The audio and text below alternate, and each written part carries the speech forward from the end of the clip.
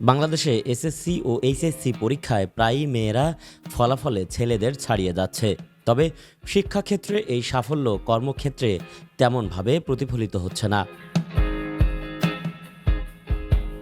Bangladesh public service অ্যাসোসিয়েশনের তথ্য অনুযায়ী ৪৩তম বিসিএসে নির্বাচিতদের মধ্যে নারীর অংশ মাত্র ১৯%। এর আগের বিসিএসগুলোতেও নারীর অংশ প্রায় ১/৪ কাছাকাছি ছিল। অন্যদিকে বিশ্ববিদ্যালয় মঞ্জুরি কমিশনের তথ্য বলছে, দেশের বিশ্ববিদ্যালয়গুলোতে শিক্ষার্থীদের প্রায় ৪৮%ই নারী। তবে বাংলাদেশ পরিসংখ্যান ব্যুরোর তথ্যমতে দেশের মোট শ্রমশক্তিতে নারীর অংশগ্রহণ মাত্র ৩৯%। বিশেষজ্ঞদের মতে শিক্ষায় নারীদের অগ্রগতি ধরে রাখতে কর্মক্ষেত্রকে আরও নিরাপদ ও নারীবান্ধব করে তোলা জরুরি। তাহলেই শিক্ষা ও কর্মসংস্থানের মধ্যে থাকা বৈষম্য কমে আসবে।